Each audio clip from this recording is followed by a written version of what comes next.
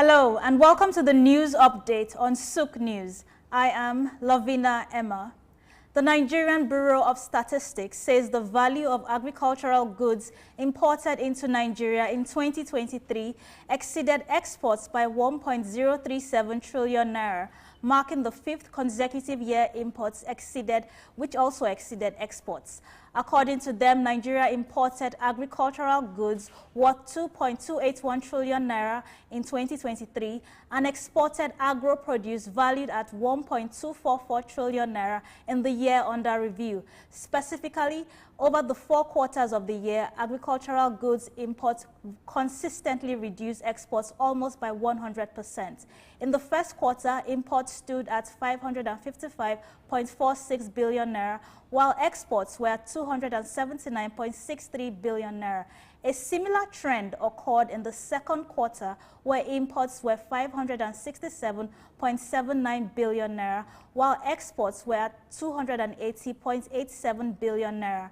In the past 5 years, from 2019 to 2023, Nigeria exported agricultural goods valued at 2.93 trillion naira, while the value of her agricultural goods imports stood at 8.19 trillion naira during the same period. Moving on, West and Central Africa were plunged into internet darkness yesterday, March 14, 2024, leaving businesses scrambling for alternative solutions. The disruption, which affected countries like Nigeria, Benin Republic, Cote d'Ivoire, Ghana, Guinea, Liberia, and Niger Republic, stemmed from damage to critical undersea communication cables. According to reports, 3 vital arteries for telecommunications, data, and the West African Cable System, WACS, Main 1 and ACE, all sustained damage which crippled digital transactions and internet access for countless individuals and businesses. The outage left telecommunications subscribers stranded for hours, unable to conduct online banking, access social media, or utilize other internet-based services.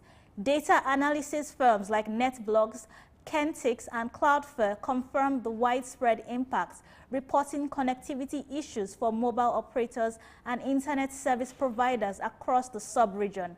The disruption went beyond basic internet access, impacting cloud services as well. And in the Middle East, in a bid to enhance the nation's competitiveness in the economy and present an attractive option for both local and global businesses seeking growth opportunities, the UAE has introduced a corporate tax regime with headline tax rates of just 9%. This complements the Emirates' already favorable ease of doing business in the environment, incorporating international best practices while offering unparalleled benefits for businesses operating within the country. Under the UAE Free Zone corporate tax regime, qualifying businesses enjoy a 0% taxation rate. This regime, which is compliant with the OECD standards, having over 80 free zones in the UAE, providing investors with certainty and a vast trading environment. Transactions between free zones and with mainland and international customers, classified and qualified activities are subject to 0% corporate tax rates, further bolstering the attractiveness of this regime.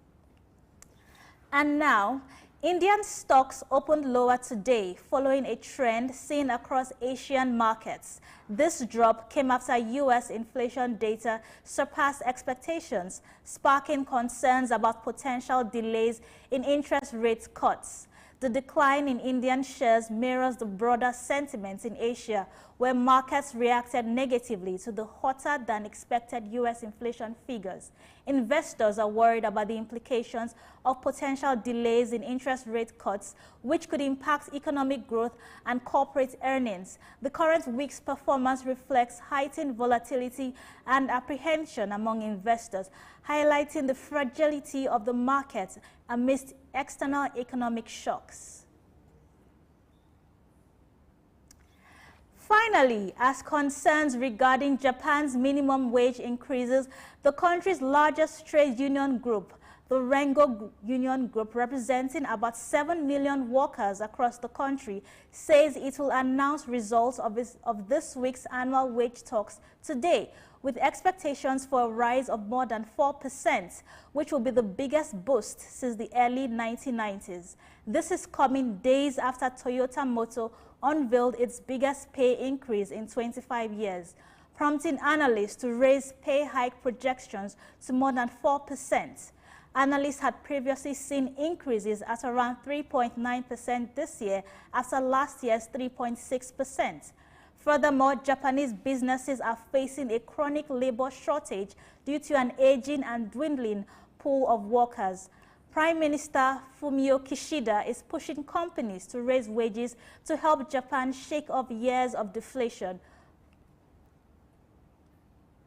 And with that, we call it a wrap on the news updates for now. I am Lavina Emma. Many thanks for watching.